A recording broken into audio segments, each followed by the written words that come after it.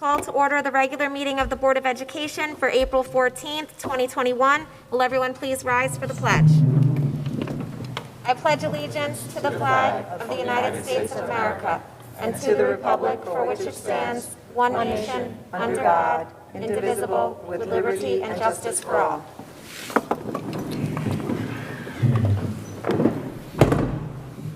A reading of our mission statement.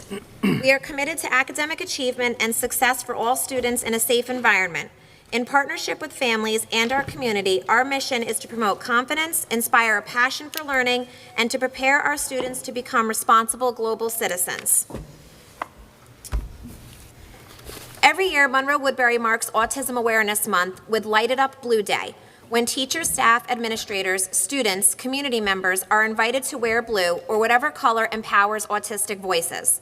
The goal is to raise awareness, acceptance, support, acceptance, and inclusion of our neurodivergent members of the Monroe-Woodbury community and encourage our school community to take small, actionable steps to help these crusaders feel included and loved. High school freshman Evan Pavignano wrote a poem, "What Autism Means to Me," which was brought to life in a video by the middle school Safe School Ambassadors. The poignant video project was featured on New York NBC News, in the morning show, and also as a news segment. The video can be viewed on the district website and our social media page. We are so very proud of our Crusaders and the work they are doing to create a more compassionate, caring school community. A special thanks to SEPTA for doing their part to share these important messages. And on behalf of the board, I'd like to say a thank you. We were able to get shirts for SEPTA. We also have some buttons. PTA Council gave us ribbons that I know most of us have put on our lanyards, and also a pin from the Interact Club. So thank you so much. So all the board members should have that at their desk. So thank you very much, and I encourage everybody to go watch the video. It was actually really great. So that's on our website.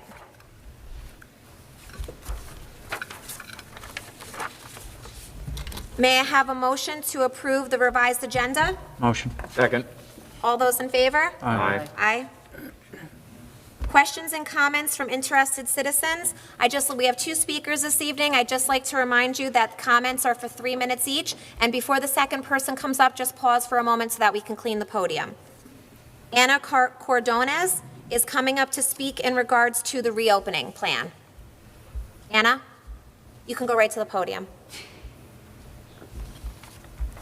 Good evening. My name is Anna, and my son is studying here at the high school.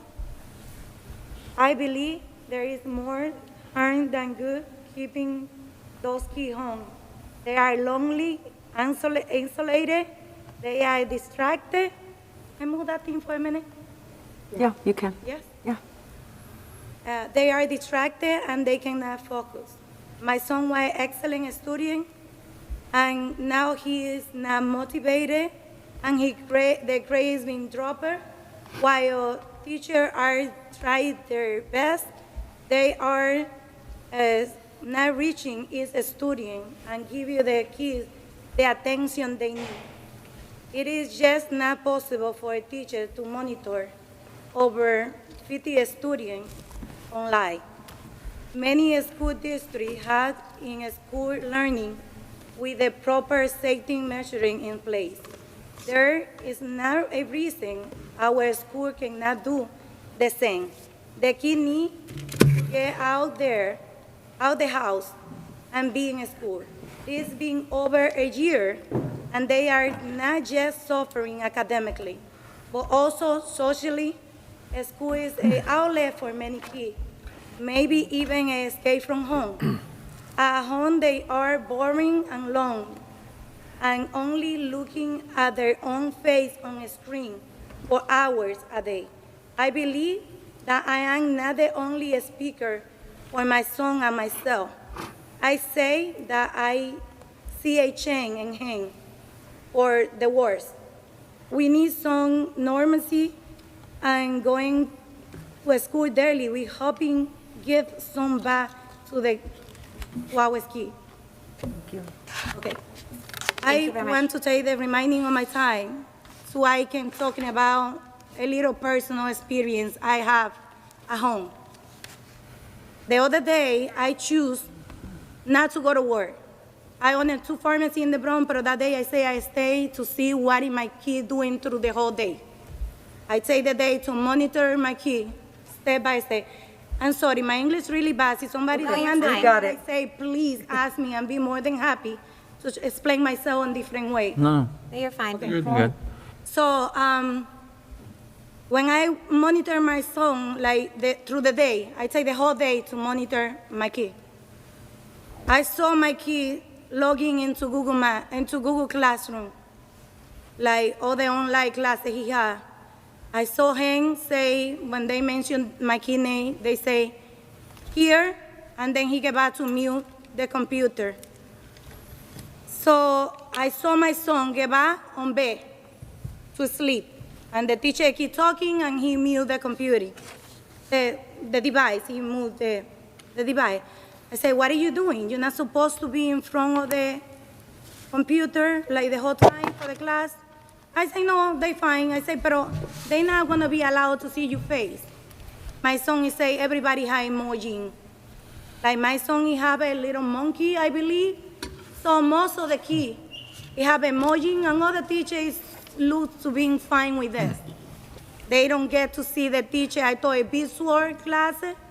No, it's not. Everybody, most of the kids, I went through the whole thing. I saw a bunch of emoji, and my kids get out on bed. I say, what is this? It scared me, but I don't want to start to arguing with my teenager. I'm sorry. I don't want to start arguing with my teenager.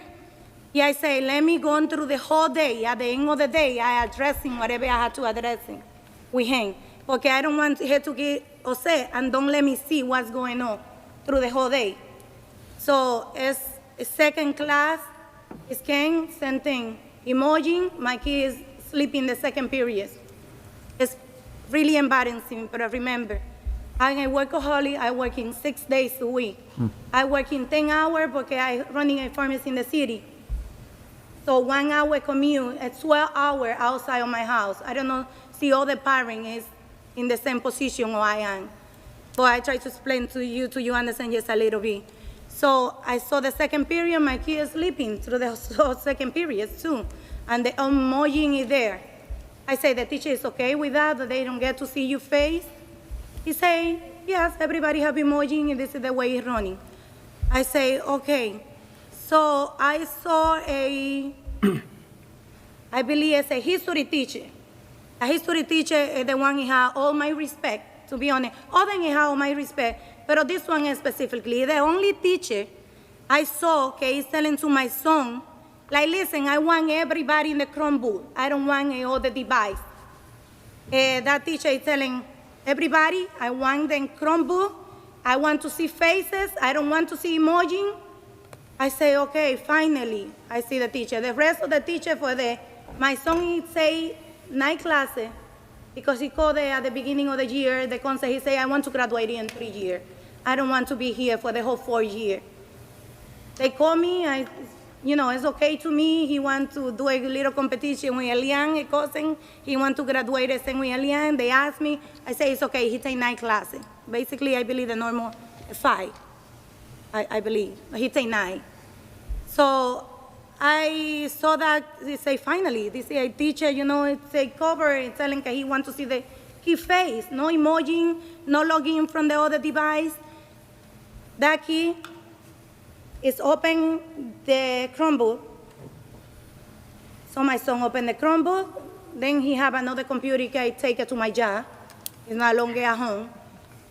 Yeah, I saw my kid putting one computer in here. He logging with all the rest of the key in the other screen. The teacher talking in here, and my kids play my class with a bunch of friends that he have from junior. So it's kind of scary. But I say, what did he learn? I saw my kid with a bunch of 0, 0, 0, 0, 0. I'm talking about my kid, he passing all the grades. If you log in into my kid, he passing all the grades. I say, Justin, what's going on here? You have a bunch of 0 in this class, a bunch of 0 in class. You have 100 in this, 100 in that, 95 in this, but those 2 classes, don't worry, I take care. That's all I get from my kid. Don't worry, I take care. I say, okay, at this point, I'm a little bit, panic. I adjusting what's going on. He told me, don't worry. My friend, he hooked me up. I hook you up, my friend. If by tomorrow I'm going to get back to that grade to have 100. I say, okay. Justin, what have you been doing? I've been working because I had to pay a bunch of bills like everybody else, mortgage and everything. I had to work. I cannot be monitoring my kid 24/7, to be honest with you. But then the whole situation is scared. I'm being panicked. I'm being scared. I say, what has he been doing?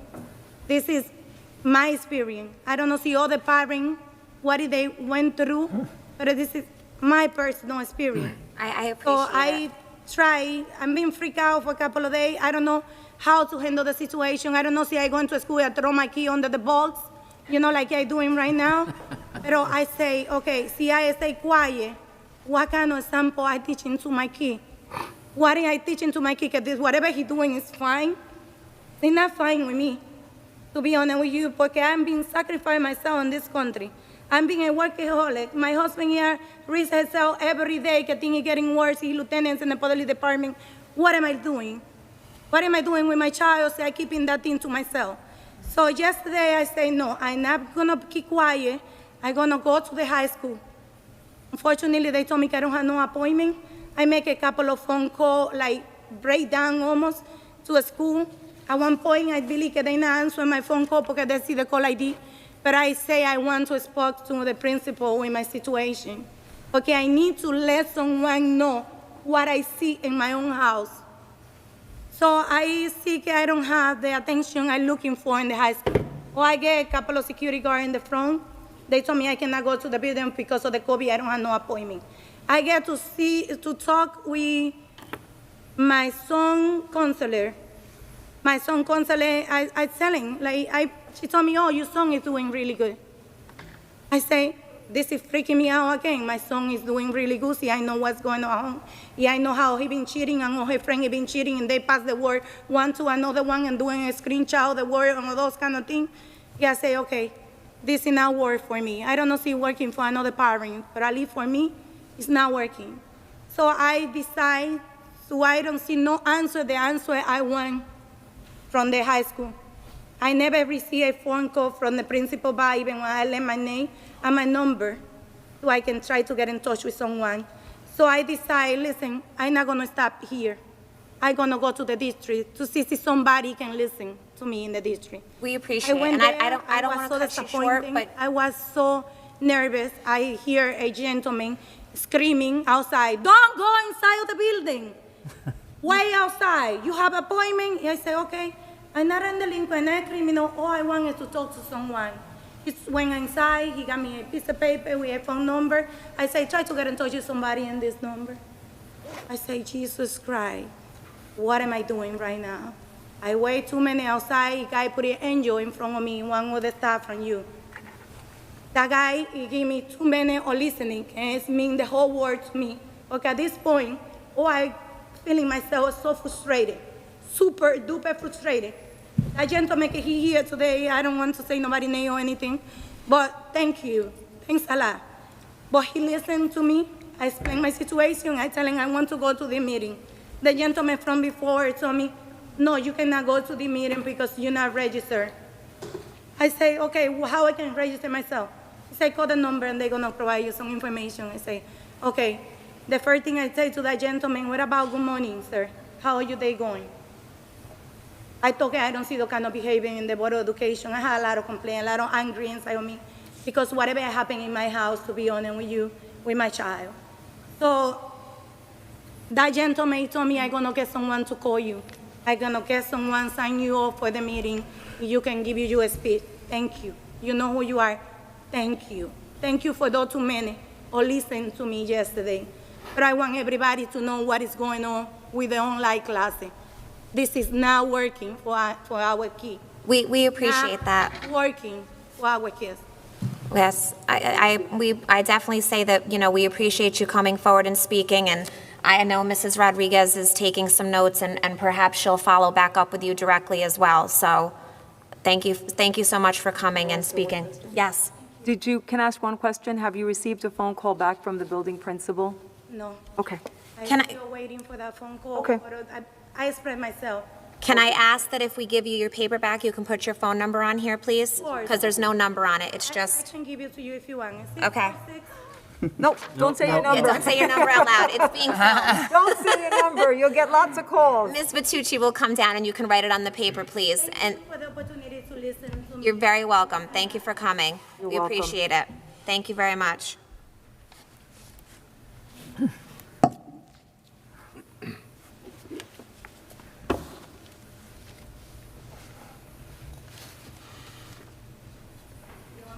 My own name there. Thank you. Thank you. We have another speaker, Lorraine Loning, but just wait one moment while he just cleans the podium, please. I'll take this time to say thank you again to the high school staff for hosting us and the custodial staff for setting everything up and cleaning and making sure that we're safe up here. So we appreciate being able to be at the high school again. Hello, my name is Lorraine Loning, and I'm a district resident. And for the first time in almost 30 years of speaking at a variety of board meetings, tonight I'm a little nervous. But I'm here because I want to model behavior for my kids. I talk to them about this, and when we see something that needs to be addressed, I want them to know that they need to speak up about it. So here goes. No amount of time or money this district spends on combating racism or promoting social justice and equity will matter as long as this board gives oxygen to racist and xenophobic viewpoints. I am referencing the March 24, 2021 regular Board of Ed meeting. At the 1 hour and 11-minute mark, board member Don Bueller started questioning the safety director.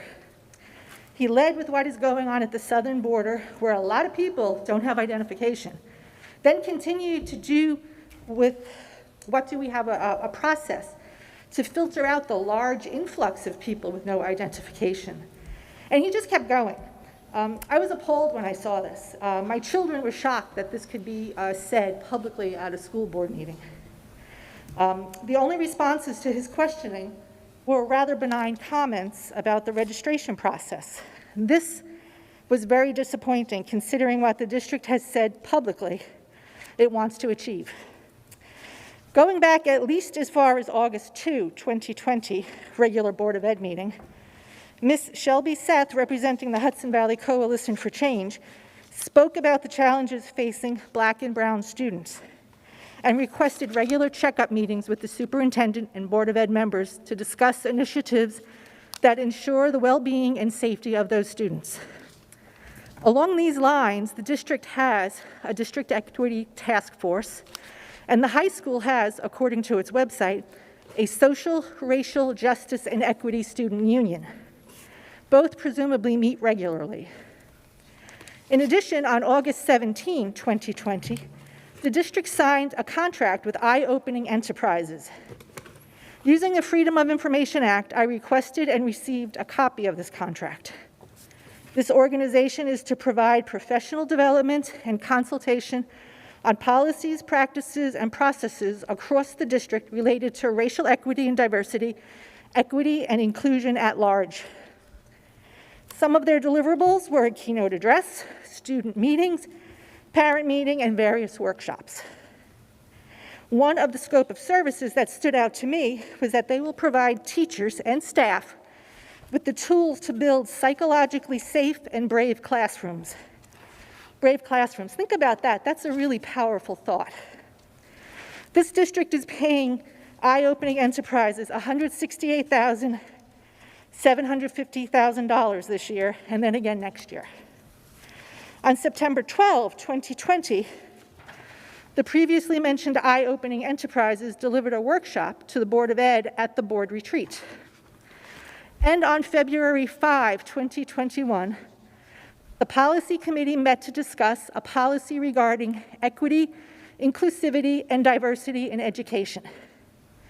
The minutes of that meeting says input would be requested from Dr. Pickens of Eye-Opening Enterprises, the District Equity Task Force, and the Social, Racial Justice, and Equity Student Union.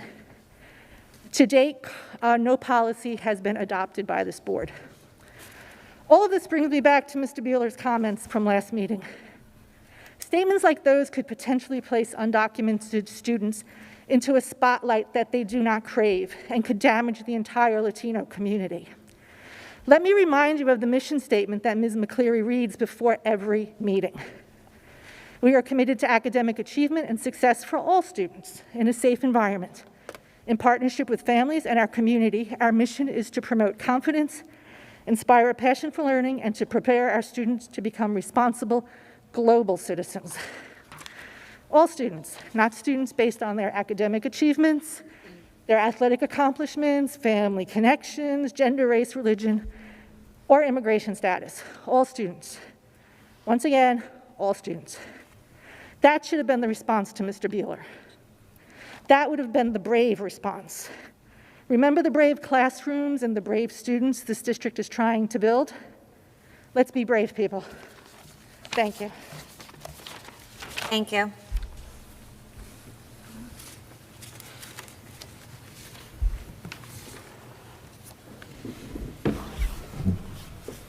I don't think we have any updates from previous. I don't think we've had anybody Okay. speak. So there's no updates on questions or comments that weren't answered at the previous board meeting.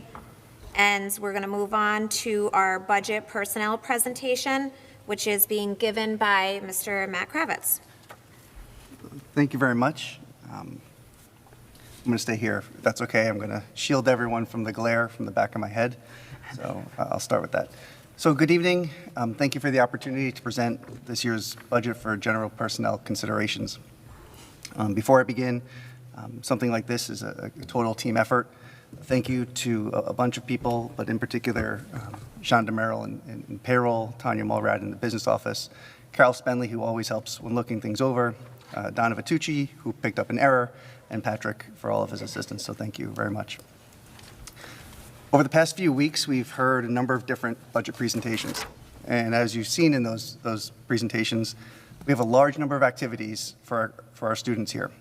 Opportunities both inside and outside of the classroom, making this district what I believe, and I think what we all believe, is one of the best school districts around. We're a large district. We have over 1,200 employees and a large pool of substitute employees. And yet, we can often feel like we are one of the smallest big districts around, where everyone seems to know everybody else. And that's because of our people.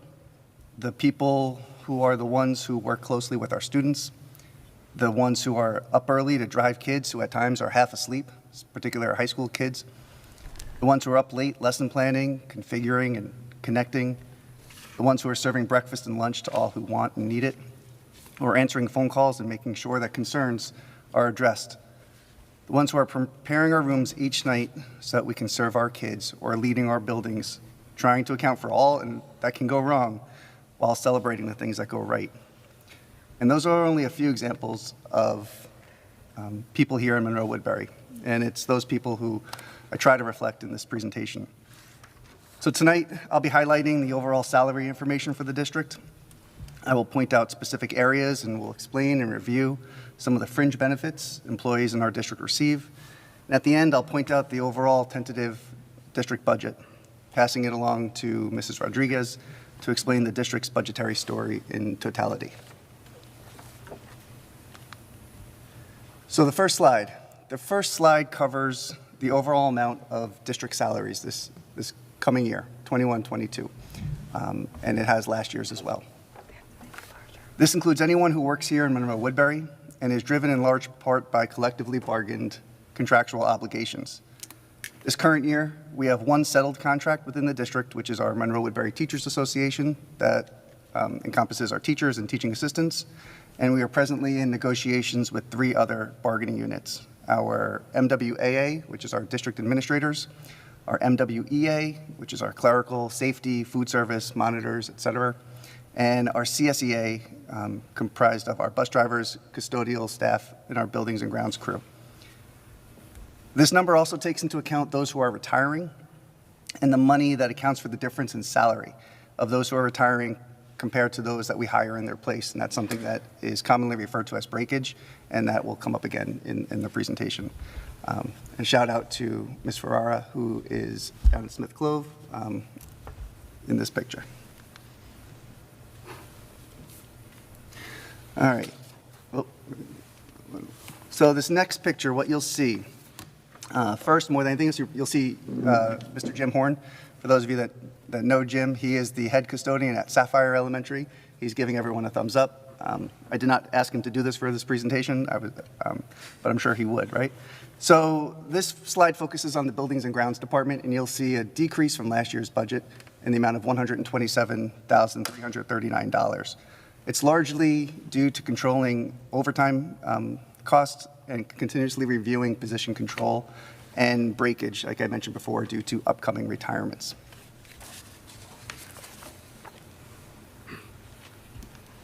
Ooh. All right, the next group. This is temperamental, Patrick. The next group, transportation. So this is, these are our drivers, our bus attendants, our dispatchers, our mechanics, our trainers, and our administrative team who make up this budgetary line. And Mrs. Russell, who's our Director of Transportation, she presented a few weeks ago, and she talked continuously, not continuously, but she talked about all that everybody in that department is doing. And when you talk about an all-hands-on-deck approach to getting through the day, the transportation department certainly demonstrates that. But what Mrs. Russell also discussed in her presentation was the need to contract some transportation work outside of the school district for next year. As a result, that and also more accurate position control, the transportation personnel budget will show a decrease of 10.92%. But I want everyone to understand, those people who, the thousands and thousands who are watching this at home. I understand that minus 10.92% can probably be nerve-wracking for some. But I want you to know, for me, that we need every single driver that we have. We need every single substitute driver that we have. That number is not reflective of staff cuts or layoffs. And if we could hire more drivers, then we wouldn't have the same need for contracted work next year. So if anyone is watching at home and you'd like to join Kim and Jeannie or Larry or Darlene, who are in the pictures, and if you want a job with flexible hours and good pay and the chance to positively impact kids while bookending your school day or their school day, please reach out to our transportation department. We will train you. We will help you learn to drive one of our buses so that you also can support our kids. Instructional. At the end of the day, we are in the business of what? Of teaching kids, right? So this budget line is reflective of all who fall into that category: our teachers, our teaching assistants, our building admins, our clerical staff. Teachers like Katie Opel from North Main, and people like Linda Miller and Purvey and Courtney down at Smith Clove.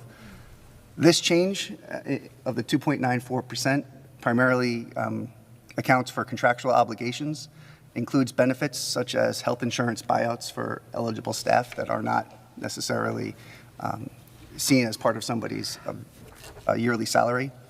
Additionally, all extracurricular salaries are part of this line. So coaches and clubs and the like are all part of this. So there weren't really any very good pictures for fringe benefits. I tried, but I couldn't really figure ones out for health insurance and FICA. So the overall fringe benefits that the district pays are for things like health insurance. The district has to contribute to the teacher retirement system and the employee retirement system, as well as this also accounts for the employer's share of payroll taxes. As you know, the district contribution rates for things like TRS and ERS are dependent on an employee's retirement tier, and most of our employees are in tiers 4, 5, and 6. So that determines how much money they have given to their own retirement or how much money we have to give towards that. Tier 1 is separate. We do have one staff member who's Tier 1 as of right now, and that means that they joined the retirement system before 1973. Wow. But we only have one in the district. Wow. So, additionally, this number includes our staff obligations and any district obligations for our retired staff. So people who are retired and they're still receiving insurance and health insurance and retirement and the like, in addition to Medicare, which obviously comes into play in retirement. What I wanted to do is just pull out health insurance just out of the fringe benefit number, because it is down 0.39%. And the reason for that is you'll see by we I mean, largely Patrick and his office have been incorporating cost-saving measures for years now, and they've really paid off in this line. In addition to stable health insurance costs, that's why we see a slight increase of 0.39% in this budgetary line. All right, so just to bring it back to how this presentation began, we're all incredibly fortunate to work with such amazing people across all disciplines. This number compares the two budgeted amounts for last year and this year. Mrs. Rodriguez will present in her budget the total budgeted amount of $188,766,796. The salary, I know, sorry, I stole your thunder. Hold the sorry. number. I know. I did it last year too, I swear, I looked at the tape. The combined budget, that's just about, of the salary and fringe benefits, are about 77% of the overall budget. But one of the things that you saw when this presentation first started was the saying, "We are Monroe-Woodbury." So I just want to end it with kind of showing you some examples of who we are here in Monroe-Woodbury. So we are administrators and leaders. We are our food service staff and our teachers. We are our monitors and administrative staff and teachers. We're our grounds crew, custodians. I had no other pictures of bus drivers, and there are so many other people who go into making this district who we are. Big thank you, and that's the overall budget for personnel considerations. Any questions? Any questions? No. I don't think so. Thank you, Matt. Thank you. Next, we will have a presentation by Superintendent Rodriguez in regards to her recommendations for the budget.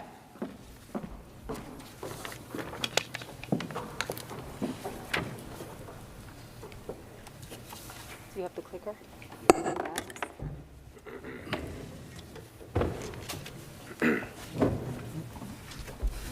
How much of the budget did Matt present just now?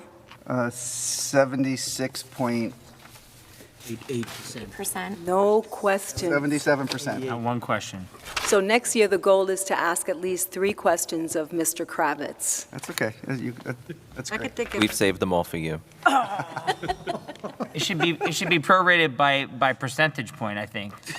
At least 76 questions. So can I have this? I have comments, but no questions. I'll save that for the end. I want to begin by saying thank you to the Board of Education for the opportunity to present the 2021-2022 school budget, and to department chairs, district coordinators, and administrative council members for their input into developing a budget that maintains programs and is fiscally responsible to our taxpayers.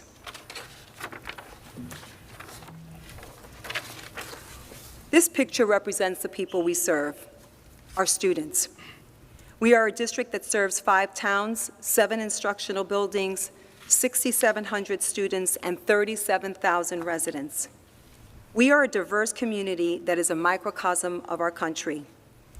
We've earned an A rating by niche.com for academics, teachers, clubs, and activities, college prep, diversity and health, and safety.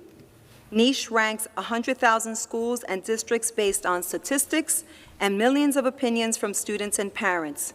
Additionally, Niche rated Monroe-Woodbury in the top 1% best school districts for athletes in New York, top 12% best places to teach in New York, and top 13% best school district in New York State. The school report card of the 2018-2019 school year, which is the most recent data available, indicates our graduation rate is at 94%. The report card ranks college, career, and civic readiness. This is an indication of how well the school district or district has prepared its students for life beyond high school and measures school quality and student success. Monroe-Woodbury earned the highest possible ranking, a 4. Our current 9th grade students have the opportunity to earn up to 57 AP credits and 44 college credits while attending high school. New this year, we have established an association with St. Thomas Aquinas College to offer 3 college credits for AP Physics 1. We have 1 National Merit Scholarship winner this year, named to be released in May. Monroe-Woodbury was named NISFA School of Distinction. This means 100% of our varsity teams were recognized by the state as scholar athlete teams. We've established a partnership with Local Live, which allows us to not only stream events, but gets our students involved in all aspects of broadcast media. Monroe-Woodbury has had a long history with Special Olympics. Dana Shackman at the middle school, who's retiring this year, and I want to say a big thank you to her. She was instrumental in bringing these programs to our district and county-wide. Although the Special Olympics was canceled this spring due to the pandemic, Monroe-Woodbury will hold their own competition for our hardworking elementary and secondary students on June 12, 2021. We were the first district to join Section 9 Unified Basketball Program, which is now in its 4th season and has expanded to 2 teams. In December of 2020, our credit rating was increased from an AA3 to an AA2 as a result of the district's prudent reserve planning and proactive budget practices, according to Moody's Investor Services. For the 10th year in a row, Monroe-Woodbury was named Best Community for Music Education. Our middle school student, Aveline Gaines, won the New York State PTA Award of Excellence in Photography.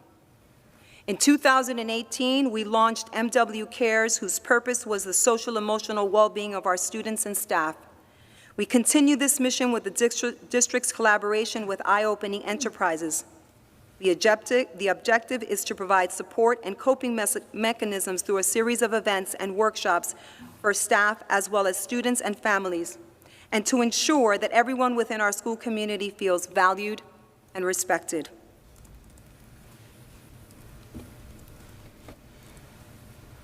This is our district mission statement. This message behind the district's mission statement has taken on an even deeper meaning during this long-standing pandemic. We remain wholeheartedly committed to doing everything we can to ensure our students get the best education possible in a safe environment. This slide represents our budget development calendar. Work began in early January and continues throughout the winter and spring. On April 22nd, the Board of Education will vote on the proposed budget presented this evening. The public hearing is scheduled for May 5th. District residents wishing to speak may contact District Clerk Donna Vitucci. The budget vote will take place in person on Tuesday, May 18th at Central Valley Elementary School from 6 a.m. to 9 p.m. In order to facilitate this, remote instruction will take place for all Central Valley staff and students that day to ensure everyone remains safe, and CV families and staff will receive more information from their building principal. These are our budget priorities. Our first is to maintain our instructional programs and instructional staffing levels.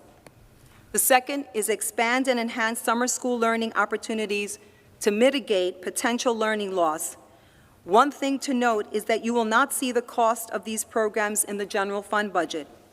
The monies used for mitigating learning loss will come from the American Rescue Plan grant.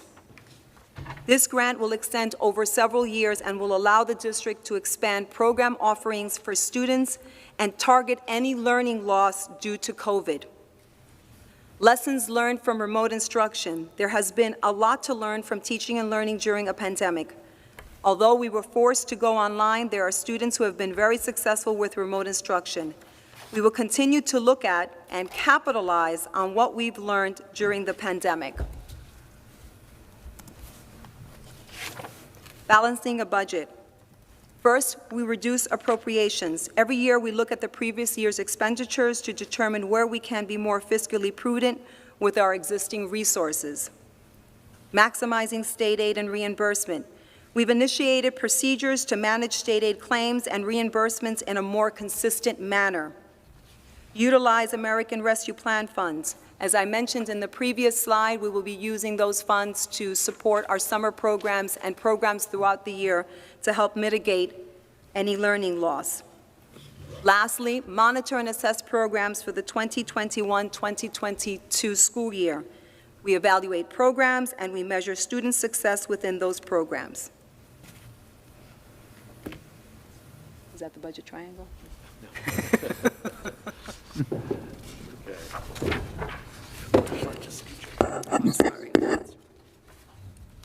Okay, so what I wanted to do is just kind of run through where the tax cap stands and our proposed levy increase. So this is the schedule that we reviewed at one of our first budget meetings, and the schedule has not changed other than the two bottom lines there with the proposed tax levy at $126.6 million approximately, and the proposed tax levy increase of 1.5%. Just in terms of the tax cap, the only thing I would mention for this year is the growth factor, which we had talked about, is the 2%. It's the lesser of 2%, or the CPI.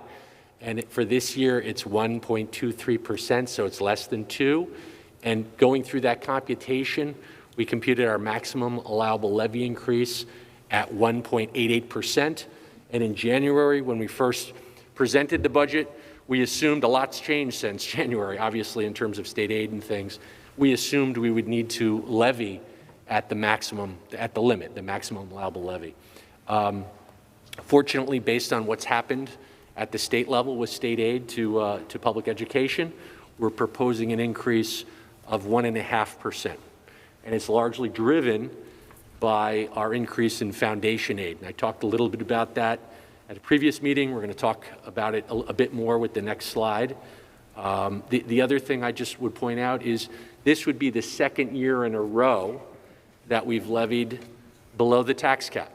So last year at this time, the tax cap was 2.07%. We levied at approximately 1.5, so 1.51%. Just again, based on everything that was going on.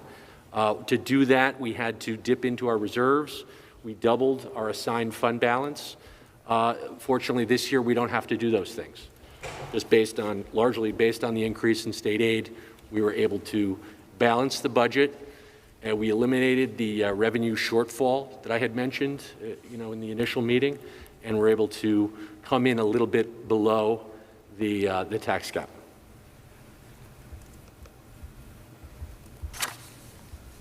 So this is the state aid update. And if you recall, initially I had discussed the executive budget proposal to state aid, and we had compared that to the current year budget, so a budget-to-budget comparison, which is appropriate. What we're showing here now is, in the first column, here is the New York State final budget, the enacted budget, and the state aid associated with that, and we're comparing that to the governor's proposal in January.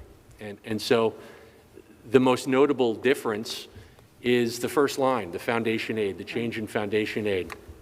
So in January, it looked as though we were going to get about $31.2 million in foundation aid. So with the enacted budget, that number has jumped up to approximately $35 million. That's a $3.79 million increase, or about 12%, a little over 12%. The other, on the right-hand side here, we have some bullet points about the final budget and what happened. We talked about some of the proposals that the governor was putting forward. The local district funding adjustment cut, that was a cut to state aid that we had talked about. In our case, it was about $6.2 million. So the governor was proposing a cut and then a restoration using federal monies. That cut has gone away. No new services aid. That was the consolidation of 11 expenditure-based and categorical aids. And I had talked about that being detrimental to school districts and BOCES generally. Didn't happen, so that's good news. The increase to foundation aid, I mentioned that already, but the other piece of that, which is important, is a 3-year phase-in of the formula for foundation aid. And That is good news, really good news, especially for our district, because we will see increases, and I say purportedly, or we say purportedly, phased in over 3 years, because anything can happen. But right now, that's the plan, and that's good news, that at least the intent is to phase this in and run the formula the way it was designed. So that's good news, not only next year, but if the plan rolls out the way the legislature and the governor have put it out there, that would be good news for the next few years for us as well. And it affects, if you think about it, it affects different districts in a different way. It may not be as big of a deal for some districts if they were receiving, in some cases, more than they should with the enactment of the formula. So in any case, that's the foundation aid story. The other piece was additional UPK funding. It's a new line on the state aid runs for our district, $2.66 million annually if we were to serve 462 pupils, which is, and it's a full day, I believe. There's a lot of things which unanswered questions associated with the program. I think we were excited when we first heard that, that this was a possibility, but I think as we continue to look into it, to develop a really robust and good pre-K program will take the district about 6 months. So at this point, it's not going to be possible for us to open up universal pre-K, but we are going to keep it as an item that we will look at. And, we've questioned whether this money will come to us again next year. Right. And I believe that with the enacted budget, it was going to be funding this additional funding for 2 years. Now, that could be renewed or extended, but again, there's no guarantee, and we wouldn't want to have something that begins, heavy lift, and then there's no funding, and either ends or it has to become an expense to the general fund. And part of receiving that money is the district would have to also put in money from the general budget. That's true. You'd have to allocate money to the general budget as well. Right. There's a maintenance of effort requirement.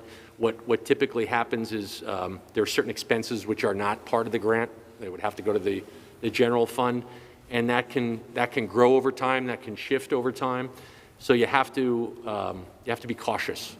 I'll say that with these programs. But we are very grateful to have received this funding, because I think, had we known before time, we could have created something for the coming year, because I do think the community would like, this would be good for our community, would be good for our schools, because students would be, going into kindergarten and having an opportunity to get these programs that would be developed by the school district themselves. So for this year, we don't think that we can put together a viable and robust program, but we do think that we will be discussing this again come the next couple of months to see if we can potentially do it for the following year.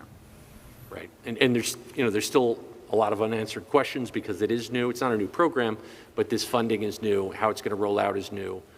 If it will continue, all those things. I was on a teleconference or meeting today, and for New York State Association of Business Officials. In 2 weeks, they have a meeting with SED specifically about the UPK program, what it means, what are, I don't want to say strings, but what are the compliance issues? Right. The program's a little different than regular school. I think the certification of the instructors is different.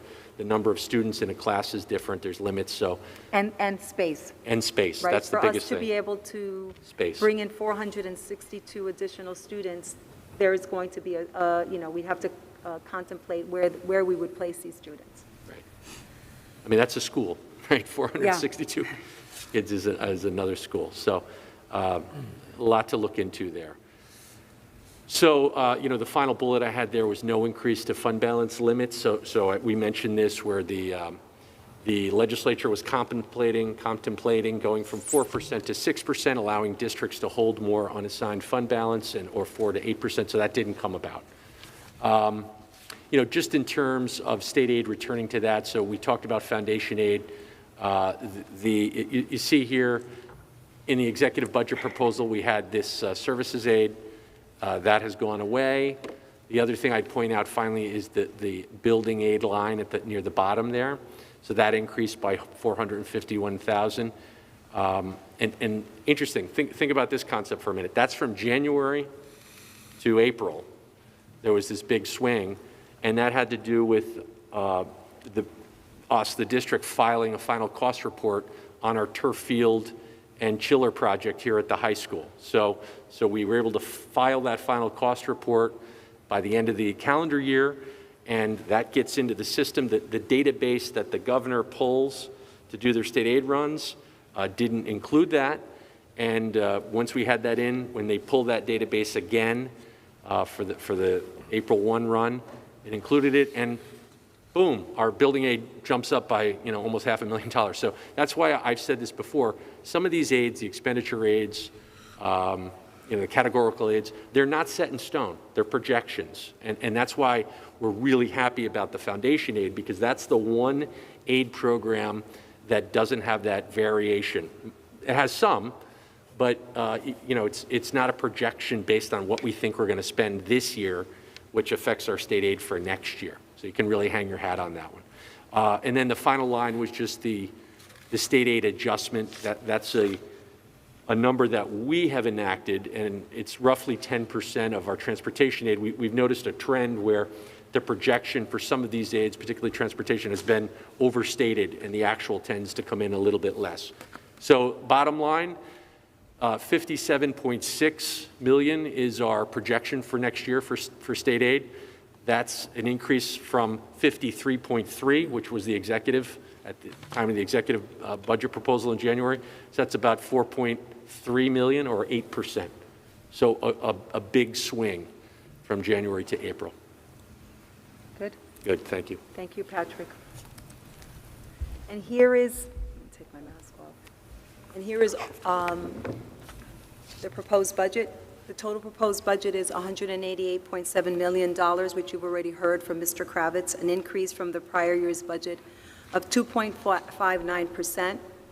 The tax levy is $126.6 million, which is a 1.5% increase over the prior year's levy, which is below the Monroe-Woodbury tax cap, which is 1.88, which Patrick wanted me to make sure that I reminded you that the maximum tax levy was 1.88.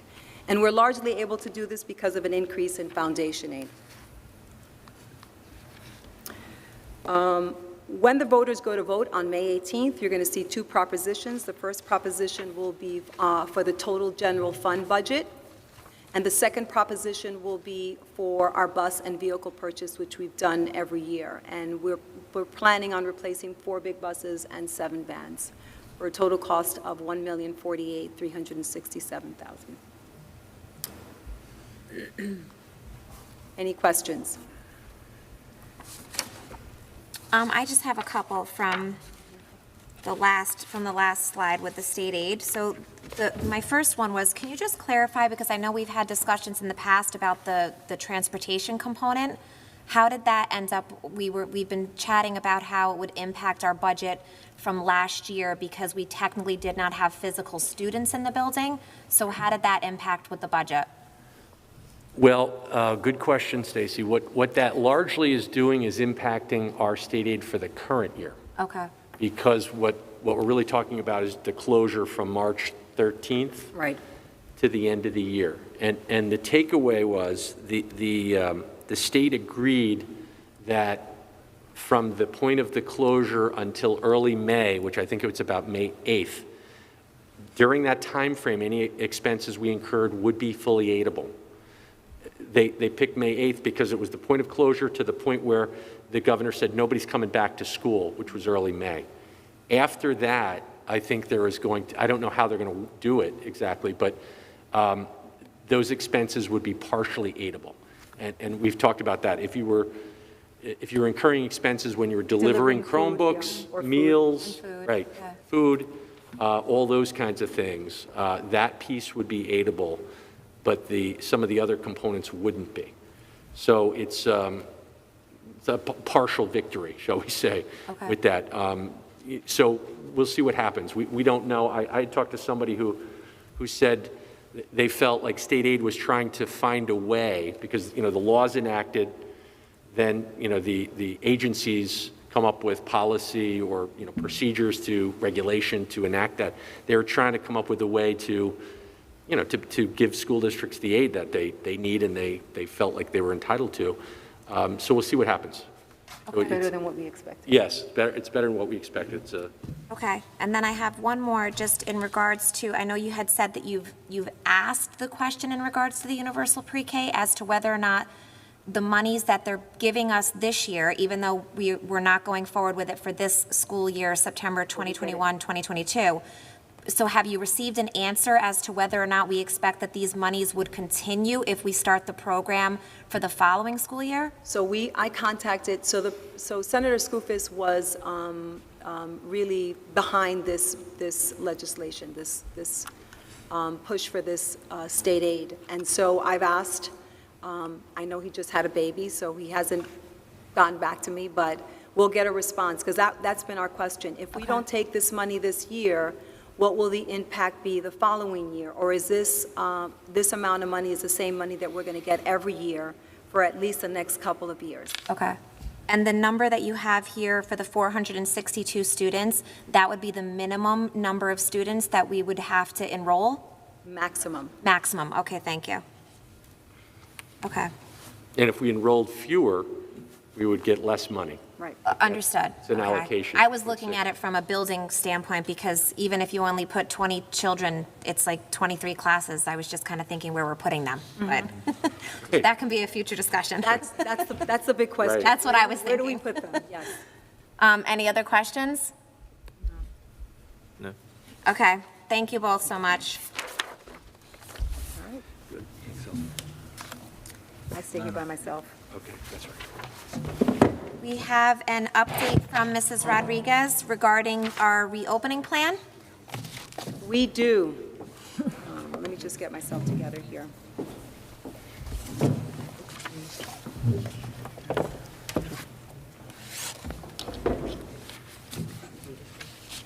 So I want to speak a little bit about the document that was released late Friday night by the New York State Department of Health.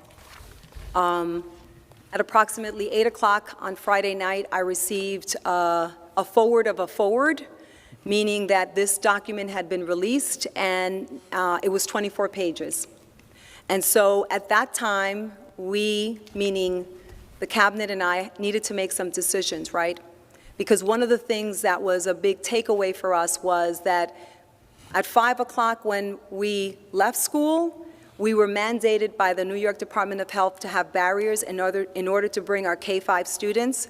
And then at night, that requirement was no longer required, but they also recommended that we not use them.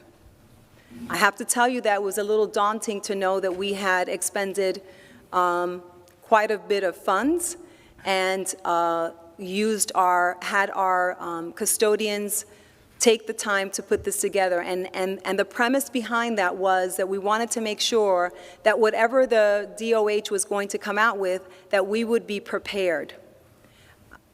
I was not prepared for that response. And I will tell you that we were excited. The administration was excited. Everybody in the community was really excited about us bringing back our K-5 students. So at that time, I felt that the most prudent thing, along with speaking with the cabinet, that we would move forward. And we would bring the students, our K-5 students, back.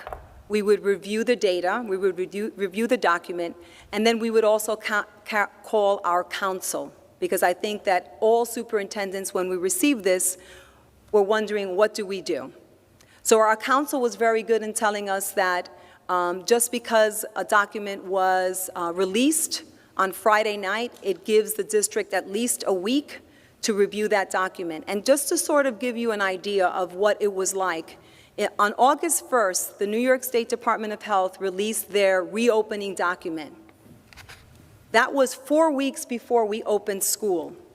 So to release a document on Friday evening, on the weekend, before we have to return to school, was daunting.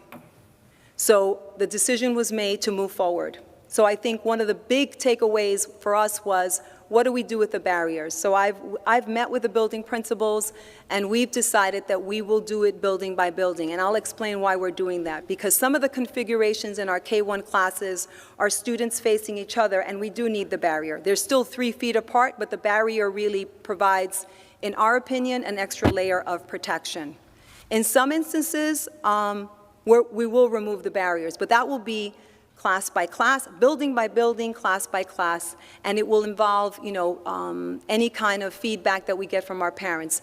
Some of our parents have shared that they do not like the barriers, and what I've shared with the families in the district is that we will take a look at that and we will be making some decisions throughout the week. I want to reiterate something. We are not in compliance with our K-5 schools. We are 100% in compliance. The barriers are recommended that we don't use them, but it doesn't say that we are mandated not to have them. And unfortunately, we have learned that there are recommendations and there are mandates. The second item it's an important takeaway is the CDC decided that they were going to adopt 2 points of indicators for determining levels of transmission. And I'm going to move to the next slide so that you can see what they're talking about. What they've said is they have total new cases. So if you look on your left, you'll see that that's an indicator. The first is the total new cases per 100,000 persons in the past 7 days. Total percentage of NATs, which is a nuclei acid amplification test, a type of viral diagnostic test for COVID. And then the second is the percentage of total cases per 100,000. I'm sorry, I'm reading that incorrectly. So the first is the NAT, which is how many people are positive over the last 7 days, and then the number of cases. So those are the 2 new indicators that they're using. They're adopting what the CDC has put together. And then if you look across, we have 4 levels of transmission based on this data. So low transmission is blue, moderate transmission is yellow, substantial transmission is orange, and then red is high transmission. And so that's the information we were presented on Friday night. And my biggest question, and it continues to be a question, is how do we determine the district's level of community transmission? And the answer to that question will drive our next steps. So I haven't come out with a letter explaining what we're doing next because I need to have clarity on where we land on this chart. And I do have a meeting scheduled for tomorrow with the district superintendent. There has been a conversation with Dr. Gelman, who is the Orange County Health Commissioner, and a conversation with Mr. Newhouse, and we will get more information. I will have some information or a response by Friday morning, Friday afternoon, but I just want to share with the community that the reason that I haven't said anything is because I'm not clear on the direction. And unless I have clear, concrete answers to the questions, I don't want to present anything to the community. Did you want to talk about today's meeting? Well, it has particular implications at the secondary level. I think that's correct. Right now, we already have the elementary schools in 5 days, but the implications and the breakdown of requirements based upon the level that you fall in has significant impact at the secondary level, Correct. which is the reason why we're monitoring it. Right, thank you. Yes, that's correct. Can you explain why? Well, it involves whether we have the ability to be able to adopt 3 feet versus 6 feet and social distancing and things like that. So at the elementary level, because the students are cohorted, we have the ability to be able to implement our plan the way that it exists. If you don't have the ability to be able to cohort students at the secondary level, it has to be. So there are, depending upon the category that you fall in, there's a number of different implications specific to middle school and high school. Right. So that's what we're trying to By virtue determine. of secondary, it's very difficult to cohort. It is very difficult to cohort. Correct. And at this point, we're in April. So to actually redo the schedule to possibly at the middle school will be very difficult. And again, I think I just want to show everyone that when you look at the blue, the yellow, and the orange, you still can go to 3 feet, but when you're in the red, you're unable to do that unless you're cohorting, and that's the big question. And You know. another piece of this is the frequency that you can move between Right. levels. That, if it's weekly or biweekly, if you bring kids back and then you find out in X number of weeks that your level has changed and now you need to adopt different forms of social distancing or whatever, we don't want to be in the business of bringing kids in, having kids out, bringing kids in, having kids out. So we need this clarification in place to make sure that, I mean, again, at the elementary level, because they're cohorted, because we have the ability to be able to set up the classrooms the way that we do, the regulations are different at the elementary level than the secondary level. And I just want to say this is very disappointing to us, you know.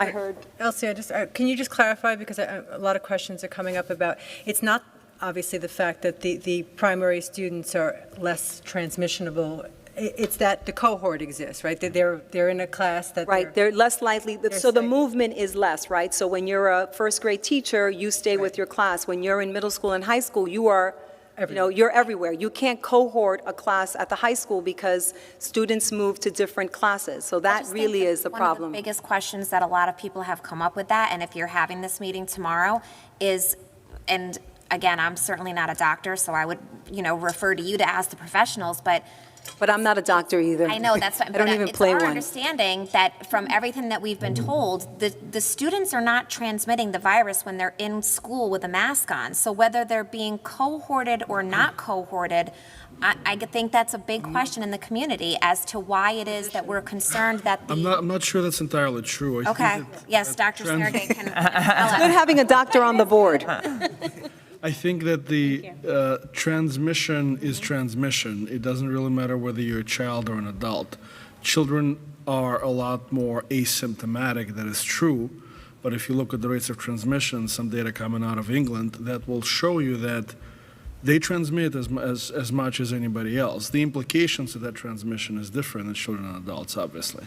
So this is going to be very difficult. I mean, based on the color of that slide, it can change the recommendations from 3 feet to 6 feet in a matter of days, which creates a logistical nightmare. But I think... But we haven't, but I don't think that we know that for sure. So as I said before, I think there's certain questions. So how will this chart be used? Well, So- if you have 4 different categories, that means that there are 4 different recommendations. Otherwise, why do you have 4 different categories? But I think that to further clarify the elementary versus the secondary piece, I don't think that it's a physical difference between the kids. I think it's the number of people that the kids are exposed to in a day. Well, that's what I just wanted you to clarify. Right, at the elementary the level, pre-K, because yeah, the of the K-5 is cohorting, definitely less. they only come in contact maybe a few dozen kids Right. or whatever throughout the day, versus at the secondary level, it could potentially be hundreds of kids per day. So I think, Right. and I think that that's why they say that if you have the ability to be able to cohort at the secondary level, But how can any high school have the ability to cohort? It depends on the size of the high school. correct, If you are a, small, yes, Like 30 years? small school district, a very, very, very small school district, then you can potentially do that, right? Because you don't have all of the changes. Look at how many options our students have when they're at the high school. There's a myriad of classes that they can take, so that means that they can move anywhere within the building. Whereas if you're a small school district and you don't have all those options, then you can cohort. It's very, very difficult. I don't even think that it exists for a high school our size, or even a middle school our size. Or even a high school in New York State that's a and public if high school? Yeah. and if at all, it would be something that would have to be implemented, at least in our case, certainly at the beginning of the school year. Right. Because it would involve a complete overhaul of the entire master schedule. My understanding of the statistics that you presented, I think last time, is that the high school survey showed that only about 50% of students are willing to come back. 54% of the 54, students. 46. And then on the K-5 level, you're talking mid to low 80s versus Right. mid-teens. So maybe that will in some way accommodate for some of these difficulties. Well, but at the middle school, we have about 75, I think it's about 75% Right, and- of our parents did want to bring their And that's one of the things that we're doing right now is an analysis by class of if in the event that we have to continue to maintain 6 feet of social distancing, what's the maximum occupancy at 6 feet of each of the classrooms? And even though the high school is at 56% of the kids that are going to be in person, what's our capacity? How many kids can we fit if Isn't it that a were to be class 5 by days or not? class? Don't you What? have to go class by class for Yes. that, though? You have to go, and not even class by class, it's period by period. Right. Meaning a classroom, single one time- period may have 15 kids, which may be able to fit in that classroom. Another period may be 23 kids, and that class may not be able to fit in Each individual there. class has to be analyzed. Every class, every Cohorted. period. Yeah, Yes. cohorted class. But then the problem is hallways, Right. kids crossing Right. against each other. It is, So maybe you can also ask them to give some guidance, or at least start looking at guidance on if the students are vaccinated, because At the with middle school, they can't be vaccinated. right, but at the high school, they yet. can be. Or they're about, the program's opening up. So we would want to at least get an understanding of how that would impact things if the students are vaccinated. But 'Cause isn't the vaccine at 16 right now? I mean, Yeah, the high and school They're is, they're looking at 12. Within a They- month, They're it'll be looking at. 12. but then we're going to be 12. in May. I mean, Right. It would be nice to know who had it. I mean, the testing is really easy to do, and if parents can do that, then it will give you a lot of information as how many kids already had the COVID, right. how many of them have antibodies, and that can help you stratify the risks. I mean, you can't ask people to do that, but it would definitely be very helpful, I would think. Agreed. I just think that, as I said before, when you present this, there's a lot of detail that has to go into making decisions. Yeah. Any other questions? I don't think so. Anybody All right. else? Thank you. Thank you for the presentation. And it's okay, I'm going to take a 5-minute. Okay. We're just going to take a quick 5-minute break, please. Thank you.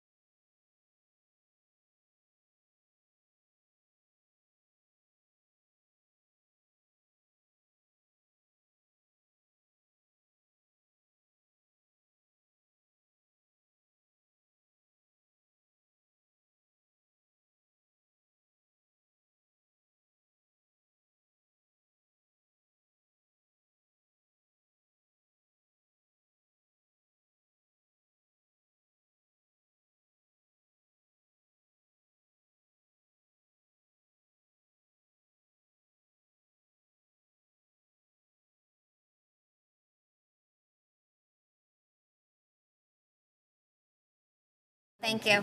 If you spent any more than you had to, it was a waste. Okay, good evening. We're back again after a short break, and no board business was conducted during the break. So we're moving on to item number 9 on the agenda, which is an adoption of the revised 2020-2021 student calendar. Elsa, do you want to just mention what that's in reference to? Yes. So we are adding an additional day of school closure. I don't have my paper. Oh, yes. So I believe it is for the Friday before Memorial Day, so I believe the date is the May 26th, I believe. May 28th. May 28th, So excuse me. I think that's Friday. Friday, May Yes. 28th, schools will be closed. And that's due to the fact that we have contractual obligations where teachers teach 183 days, and right now on the calendar, we have 184 days.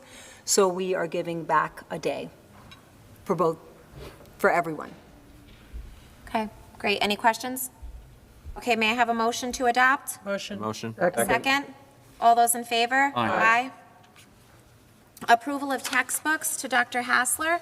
Any comments for this? No, we're asking for board approval of 2 sets of textbooks. The first is American History by Houghton Mifflin for our U.S. History class up at the high school. And the second is the Science Research Associate Series in Corrective Reading, Corrective Math, and Language for Learning, Thinking, and Writing by McGraw-Hill for our 812 and 1212 programs in the school district. Okay, any questions? May I have a motion? I motion. A second? Second. All those in favor? Aye. May I have a motion to approve the minutes of the regular Board of Education meeting from April 14th, 2021? Motion. Second. All those in favor? Aye. Committee reports by Board of Education committees. I'll start with Dawn for visitation. Well, I think it was, a combination of the welcoming our students back at the K-5 level. We attended both Sapphire and Pine Tree this week, and, it was great to welcome our students back, and that was part of our plan as the visitation schedule. So we will hopefully join the secondary school next week. Yes, let's hope. Thank you. Don, is there any update for audit and facilities? No, we didn't have any meetings. I don't know Okay. if Patrick has any Any additional update data. for facilities? I mean, the Patrick? only thing I would say in terms of facilities is there's an agreement on the agenda under Business Financial to approve Land Associates for the building condition survey, so that would happen this summer with reports to come thereafter. And then the other thing I'd mention is we have a budget transfer, and it's largely about the expense associated with erecting the tents. So we have tents at 6 of our buildings, and we're doing it the right way, obviously, we always do, where we literally need a plan by an architect, and that has to be submitted to the New York State Ed Department for the tent, and then approved by New York State Ed Department. So they've assured me they will do that quickly, but there's expense involved and red tape involved, and so that's the only other thing that associated with facilities. But it's beneficial. We have an additional space and an outdoor space, so. Yes, absolutely. Hopefully that'll help us for next week. Okay, thank you. I'll update for policy. We did have a meeting with the policy committee. We discussed our upcoming work and progress on the equity policy that we are currently working on. We have been reviewing what some other school districts currently have in place. We're fortunate right now that we are not under a time constraint because this policy is not being mandated yet by New York State, so we are taking our time to go through it. We are hopeful that by June, we should have something in place that we will put up for adoption, but we are working alongside Eye-Opening Enterprises.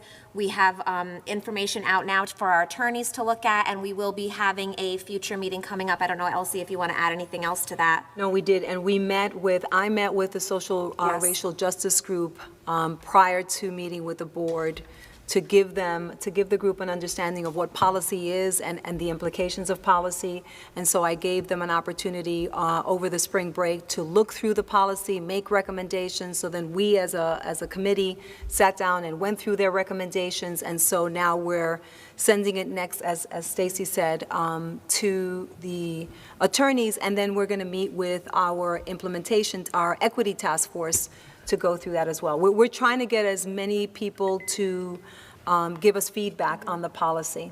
And we're fortunate right now that we're being proactive with this policy. I did mention the other day in a meeting that we recently just received guidance this week from SED that it is going to at some point be a mandatory policy that schools will have to have. So at this point, we are ahead of the game. Yep. So we're fortunate for that. So we're going to continue work on that coming up in the next month or so. Report by student representative, Emily? Hold on. Oh, I'm sorry. I just want to say a correction. The Yes. minutes that you approved were actually from March 24th. Oh, I apologize. That's okay, I just wanted to, but I know that's, you know. Yes, that's thank what you're you. voting I'm on. sorry, I was reading today's date. That's okay, I just wanted to put it out there. I'm sorry, thank you so much. Okay, Emily? All right, so before I get into my student report, just really briefly want to mention that for Essential Prep, new applications are finalized, and I'm just waiting for them to be sent out to the juniors. I forwarded them to Mrs. Rodriguez, and she forwarded it to Mr. Cassidy, so hopefully that gets taken care of soon. Deadlines are next week. This allows for us to have an interview process where we get to actually see who's like the best fit for the program and everything. So it will be sometime next week when the applications are due. And I just really encourage any junior who's interested to be a member of Essential Prep to apply. For my main point, I want to touch on social school run events. I recently talked to a junior who's fully remote. She told me that she felt like there was no chance for her to interact with her peers. In response to the mother who shared her experiences and concerns about her son today, even though it's not much help, I just want to assure her that she is certainly not alone, and neither is her son. Because of online school, the motivation and excitement to go to school has definitely been at an all-time low. Even I struggle to find the motivation sometimes to complete the simplest assignments, and I see my friends being drained after sitting at a computer all day, and I just don't see people in my classes participating like they used to. Even though this is all from my point of view, and I'm certainly not the most reliable source, it's evident on the faces of my teachers that things are just simply hard right now. As a high schooler, I can safely say that social events were the core of what I defined as my social life, and this is especially true for the younger grade levels as well. When I reflect upon my best memories here, it consists of the special interactions I had with my teachers and friends, and I sincerely believe that as we near the end of the school year, very few students are truly motivated anymore. Mental health should be the forefront of what the district focuses on if it wants to see changes in student participation and performance. And this doesn't just apply to schooling during COVID, it's the new reality that we have to face for our generation in general. This junior told me that she wished her grade had some socially distanced events run by the school to gain a chance to socialize.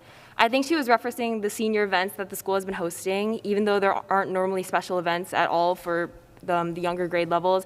I think this is a really amazing idea. I attended one of the senior events, and although I went in a group of my typical friends, it was really nice seeing different people from my grade and interacting with them there. It almost felt like I was, back at school again, just seeing the faces of random people. Although it's not a solution, I think hosting grade-specific and socially distant events for the lower grades is a really good opportunity to boost morale among the students and promote social behavior. Again, this isn't a solution, and it might not be financially feasible at all, but I just decided to bring it up today as something that came straight from a junior who reached out to me. And finally, something I want to just add is just because a student is online doesn't mean they want to be. I've mentioned this countless times during previous board meetings that despite restaurants and malls opening up, some families still don't feel safe going back to how it normally was. Socioeconomic status is among one of the many factors that also goes into this decision to stay home and fully remote for their kid. Their opinions are 100% valid, and these online students should not feel neglected by administration or staff once students go back to 5 days a week in person if we go back. So, thank you. Thank you, Emily. Matt, for personnel? Thank you very much. I respectfully request approval for the items listed under personnel. Motion? Second. Second, all those in favor? Aye. Patrick, for business and financial? I, too, respectfully request the approval of the items under the business financial section of the agenda. Motion. Motion, second? Second. All those in favor? Aye. We may have a motion to accept the recommendations on the Committee for Special Education. Motion. Second. Second, all those in favor? Aye. Aye. And reports by Board and Central Office. Sergey?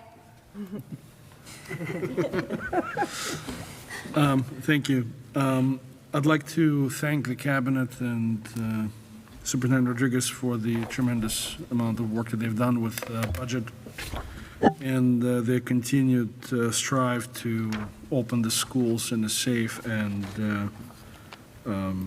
safe manner so we can continue educating children.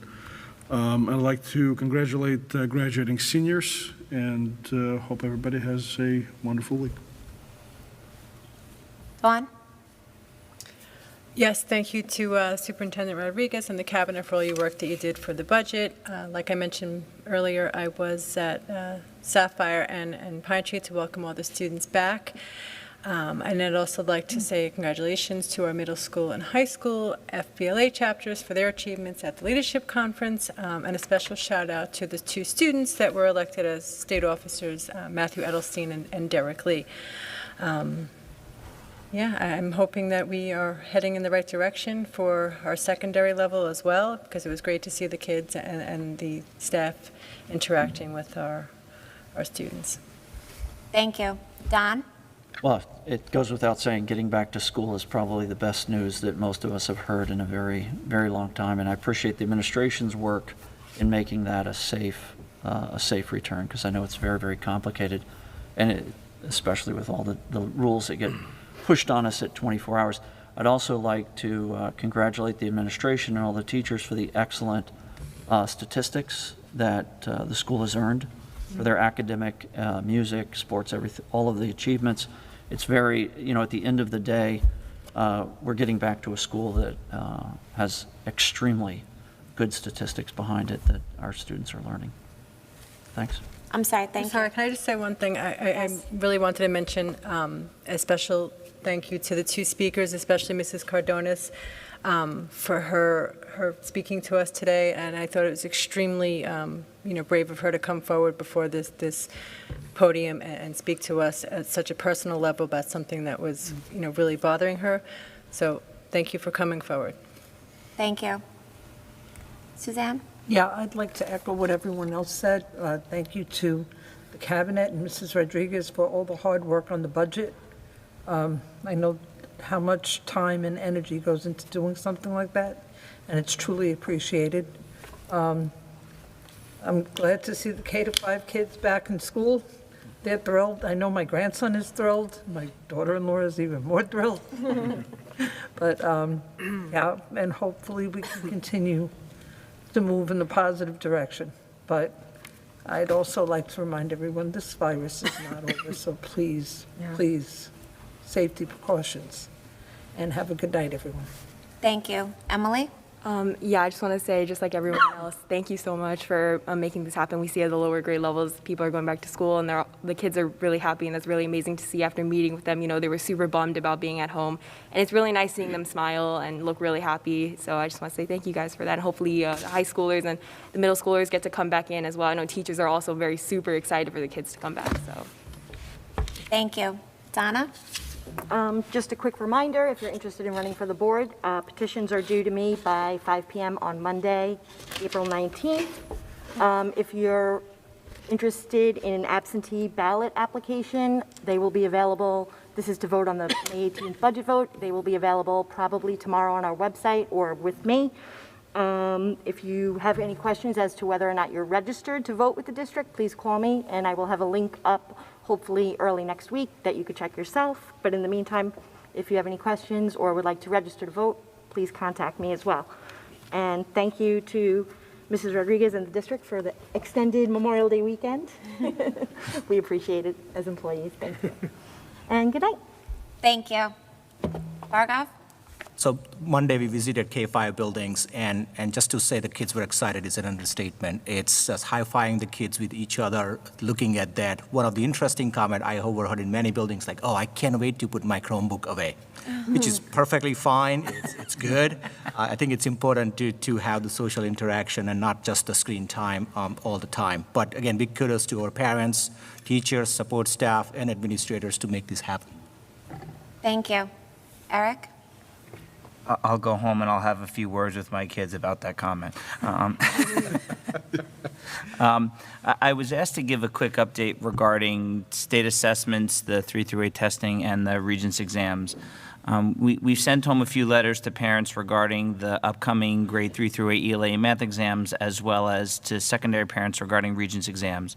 And in those letters, we indicated that the state ed department had applied for a waiver to the U.S. Department of Education not to have to administer those exams. State Ed announced last week that their waiver request was not approved by the U.S. Department of Education, which means that State Ed is going to move forward with some of their state assessments. They're moving forward with Session 1 of the grades 3 through 8 ELA and math exams. They're only doing the written portion of the grade 4 and grade 8 science assessments, and they will only be administering the Regents exams that are required under the Every Student Succeeds Act. The August Regents exams are going to be canceled, so the Regents that they do plan on administering will only be in June of 2021, and there are 4 of them. It's the English Language Arts Regents, Algebra 1, Earth Science, the Living Environment / Biology exams. They'll also be administering the English as a Second Language Achievement Test and the New York State alternate assessments as well. Regarding the Regents exams, I've received questions about, they also came out with information regarding exemptions for the Regents exams. So the 4 Regents will be, the English will be on June 17th, the Bio will be on June 22nd, Algebra will be on the 23rd, June 23rd, and Earth Science will be on the 24th. All the other Regents exams will not be administered. Geometry, Algebra 2, Global History, U.S. Government, Chemistry, and Physics. What the state has said is that all students, regardless of whether an exam is being administered or not, will be entitled to an exemption for those Regents exams, just like they did last year when none of the Regents exams were administered. There are 4 categories that a student must fall into one of in order to be able to be considered for an exemption. And those categories are, if you are in a class that culminates in a Regents exam and you earn credit by passing that class in June or August, you will therefore be entitled to an exemption. Or if you're in grade 7 or grade 8 enrolled in a course that culminates in a Regents exam and you pass that course, you're entitled to an exemption. Or you go to school for summer school, you complete the class and earn credit by August of 2021, you can earn an exemption. Or if you previously took a class and you were slated to attempt the Regents exam again and you passed the class, but you had failed the Regents previously, you would be entitled to an exemption. And what an exemption means is that you are not required to take the Regents exam in order to graduate. That graduation requirement is waived, and you would receive an E for the Regents exam for exemption on your transcript. But you must pass the class. Something else that they released was that the exams are only going to be administered the Regents exams are only going to be administered in person. They are going to be the traditional paper and pencil. Remote students are not required to come in for the exams. However, the exemption applies to all students, whether they are remote or in person. That exemption applies to kids whether the exams are being administered or not administered, or if you are in person, or if you are remote. Anybody can, if you fall into one of those 4 categories, qualify for that Regents exemption. Okay, thank you. So if a student were to actually sit for the Regents exam, they will have an actual grade on their transcript, They would get a grade for that exam. However, if they do not sit for the exam, for example, if you're a remote student, you're an in-person student, you do not sit for the exam, but you fall into one of those 4 categories. For example, you are taking biology, you pass biology, that is what you need to do in order to be able to earn credit for that class, and you would get an E on your transcript for exemption for the exam itself. Okay. Mrs. Donahue has a Dr. question. Hassler, would a remote student be allowed to come in to take the exam? Yes, we haven't finalized exactly what our plans are going to be, but the way that the ELA exam starts next week, and the way that we handled the 3 through 8 ELA exam and the math exam is we send something home to parents basically saying, if you're an in-person student and you plan on taking the exam, the exams are going to be administered. If you're a remote student and you would like to come in to take the exam, we need to know in advance in order to be able to prepare for that. So we'll basically be sending something home, asking people for feedback on what their intentions are going to be. So will you do something similar for the Regents exam? As of right now, that's what we're planning to do. We haven't finalized the schedule yet, but more communication is going to be coming out in terms of the planning and preparation of who plans on taking the exam and what the exam schedule is going to look like and everything else. We sent the initial document out before we found out what was in store with regard to the waiver application, just to say, like, here's the information that we've received thus far, that they do plan on, if the waiver was not granted, that they plan on, the State Ed Department plans on administering these 4 exams. However, kids can qualify for an exemption.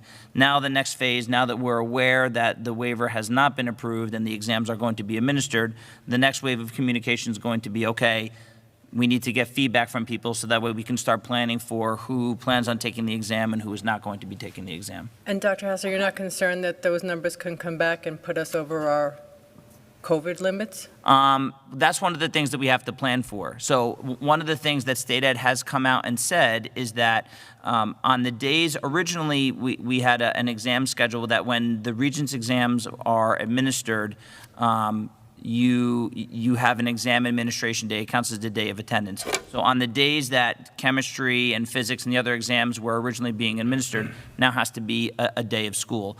Now we need to, the reason why we need to send this information out is we need to determine how many people are going to test so that way we can put a plan into place in order to accommodate for whatever the numbers end up being. And then we'll release what testing schedules will look like and things like that. Do we have any indication how the colleges are going to view this? We don't. However, it's in line with what they did last year. I mean, it's exactly the same. Except they're giving this exam this year. So if you got the way I look at it is, Right. if my thing has an E on it, is the college going to rate me Differently. We haven't gotten any indication on that. However, you have to remember what State Ed has come out and said. They've said that first and foremost, if you are a remote student, for whatever reason that you are remote, kind of going back to what Emily said, there's a lot of different factors for why people are choosing to be remote. Those students are not going to be required now that, the state in the beginning of the school year required us to give a remote opportunity I don't think that they can in any way negatively impact a student who is not required to come in to take the exam because of, But a college can do whatever they want. This is very true. Right. Mrs. Donahue. I'd also like to add to that we are the only state that gives Regents Correct. exams. This is also true. So it would really have to be that you're planning on going to an in-state school. But to your point and to Emily's point earlier, if it has the E on there, the college is not going to necessarily know why you were exempt. Correct. It's just going to have the E on there stating Correct. that you met the criteria to qualify to not take. Correct. And that's the reason why the exemption opportunity is being given to all students. Right. Because it can't be only the remote kids were given the opportunity to be able to be Correct. exempt, but all of the in-person kids Yeah. were everybody needs to be given the same Right. opportunities. Mrs. Tauber's optimistic that she thought we were going to be over the numbers. I'm thinking more the opposite way, that once these kids find out they don't have to take it. Well, my follow-up question to that is, if they don't take the exam for whatever reason, I mean, it's not a free day where they're off of school. But Right. they wouldn't come in if they don't take the. Well, They don't we come haven't. in, but there's still going to be something component at home, correct? We haven't finalized what that's going to look like yet. We don't know yet. That could be the deciding factor. I think that there's a lot of different factors. We haven't finalized, and again, that's all of that is going to be sort of the next phase of communication. Is what is the testing schedule going to look like? What's the environment going to look like? Giving an opportunity to get feedback on who plans on coming in and taking the exams and that sort of thing. So more. This is the next round of information, and then more information to come after tonight. And the same with the AP exams, correct? You're working on a plan for? Right. I mean, the plan for AP exams was something that was put into place earlier because the College Board came out sooner with what their plan was, where basically they are offering 2 platforms, a paper platform, which can be administered locally in person, and an online component that can be done remotely. The Regents exam is a little bit different, though, because there's no remote component to the Regents exam. I understand that, but I think I shared with you my concern being that can they pivot between the both options to take the AP exam at home or in school if they had already committed for one way or the other. Because at the time of the survey, they were in one place. They were a remote They might have been a student. remote student, and now when the superintendent sends something out and says, okay, you have the opportunity now to come back to school on the 19th, now they're an in-person student, does that change their AP? I don't know the answer to that question. I would have to go back and look, because I know that there were a number of different factors that we used to determine. There's different schedule. If I remember correctly, there are 3 different blocks of administrations of the AP exams. And when we made the choice, we intentionally staggered them so that we weren't sort of funneling the majority. We have kids that are taking multiple AP exams. So the days that we were doing paper and the days that we were doing computer were staggered in such a way so as not to choose session 2 for the bulk of our exams, and the kids are being sort of Right. funneled into that. But I would have to go back and I would have to look and see if that option what I mean, exists for right? kids. What's that? You know what I mean, that if they already committed to the home version. Right, if now they knew they're that an they were home in-person. and now all of a sudden, there's an increase in, and again, that's not the only factor that students should be using in making that decision. The format of paper versus computer is different. One of the things, for example, that the College Board has said regarding AP exams on the computer is that you can't go back, for example. You don't have the ability to be able to go back where on paper you have the ability to be able to go back and check your work and things like that, where on the computer, once you submit your answer, you don't have that ability. So there's different considerations where we even have students that are remote who actually have said, you know what, I do want to come in and take it on paper because that's the format that I feel most comfortable taking the exam. But I would have to go back and see if they have the flexibility to be able to make those changes accordingly. I don't know. And I'd assume the teachers would communicate to the students in the different scenarios, right? Yes, I know we made sort of the collective decision, but then that information was then pushed out to the kids with regards to paper versus pencil, because ultimately that's a decision that the students had to make. I think the answer is probably going to be obvious, but if a student if they pass the course, they elect to take the Regents exam, and the Regents exam, they don't do well on it.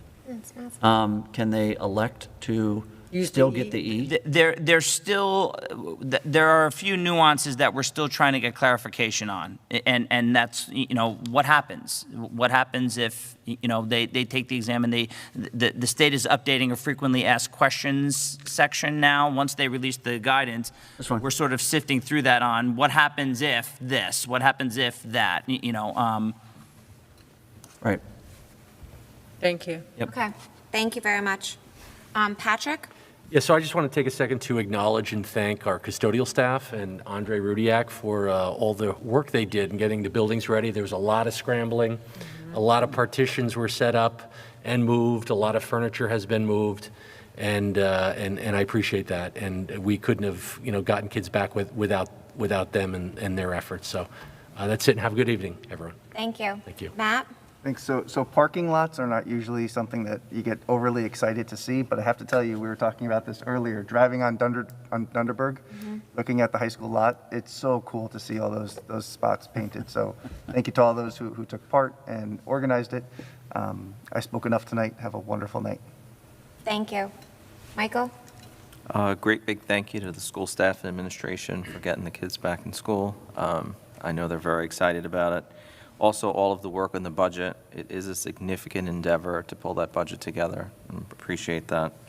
And I also want to thank our fellow board members, because so many of them serve on multiple committees and a lot of work is put in. And I think it really needs to be said that it's appreciated, the level of work put in. And everyone, have a great night. Thank you. Dan? I'm just going to wish everybody a good night. Thank you. Wow, that was quick. Elsie? I, too, had the opportunity to visit the K-5 buildings. I have never seen so much joy in my life. And it wasn't just the students, it was the staff, it was the administrators, and I just want to say a very, very big thank you to everyone who made this happen. I want to, again, remind everyone that we have a National Merit Scholarship winner. I cannot announce the person's name because it's official in May. I also want to recognize a student by the name of Rohan Sonokai. Monroe-Woodbury High School sophomore. New York State Senator James Skoufis recently presented him with a New York State Senate proclamation for his work as an active and dedicated participant and volunteer in his community. Rohan has committed many hours to aiding those in our local community as well as supporting those in need abroad. You can read more about him on our website, and these are the students that we are so proud of because we want them to be global citizens.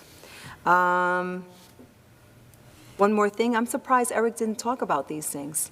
I mean, I had a list even beyond my Regents saw that they update, but I stopped didn't expect it to go on that long, so I just. Good, thank you. You're welcome. See And that? then the last thing is Welcome. our Odyssey of the Mind team. We have 4 MW Odyssey of the Mind teams move forward to World Finals. Congratulations to them. Central Valley team Phillips, Pine Tree team Perrin and Mandarino, and Monroe-Woodbury Middle School team McInerney, and Monroe-Woodbury Middle School team Icarino. So congratulations to those teams, and a big thank you to everyone, and have a good night. Thank you. I want to start by saying thank you to the speakers that got up tonight. I do believe that the one woman has left, but hopefully she will hear this. I know that we're appreciative of everybody who comes in here and gives their feedback. It doesn't fall on deaf ears. It's something that we definitely consider and we talk about. So I would just want to say that we appreciate you coming and speaking. I'd also like to echo what everybody said about the first day back. It was absolutely wonderful. I apologize to the other elementary schools that I didn't get a chance to go to the other day, but I am hoping that if not tomorrow, Friday, maybe one day next week, we will definitely get back there to see some of your kids. It was fantastic. And it took me a moment to realize that we were in one of the halls in Pine Tree and a little child wasn't lost, but just didn't quite know where to go. And I said, it's been a while since you've been here, right? And he's like, I've never been here. Mm-hmm. So you forget that some of these children have never been in our buildings, and it is April. So I just want to thank everybody that's sitting up here, because behind the scenes, and I say this all the time, people are working nonstop to make this happen. And it is very frustrating to find out about guidance that comes out on a Friday night when I know for a fact that we had buildings and grounds crew making trips to pick up the devices that we were told we needed to have installed into the buildings to bring our students back, to now only find out that we don't really need them. So it is beyond frustrating, but it is something that we all know as a board that they have been working diligently to keep our children safe and bring them back in. And as I sit here, I can only just say that I pray that whatever our number is, it is adequate enough that we can come back to school next week, 6 through 12. Because I know that so many of the parents and the students want to be in the building, but the message that I will put out, similar to what Suzanne said, is we have to do it safely. I want nothing more than to have my kids in here next week, but we will wait to hear what you have to say to us after your meetings tomorrow. So all we can do is hope for the best there. I also want to just go back to what Matt had said when he presented.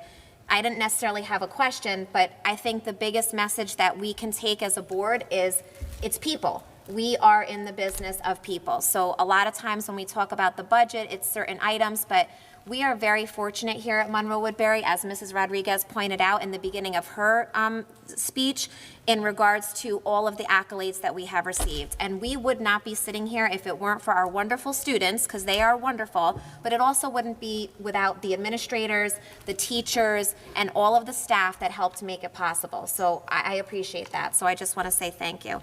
Thank you very much for the presentation. Again, I know that there's a lot of work that goes in behind the scenes. You field a lot of questions from a lot of people. I know daily from me, so thank you. And with that, I say I wish everybody a great night, and may I have a motion to adjourn? I motion. Second? All those in favor? Aye. Thank you.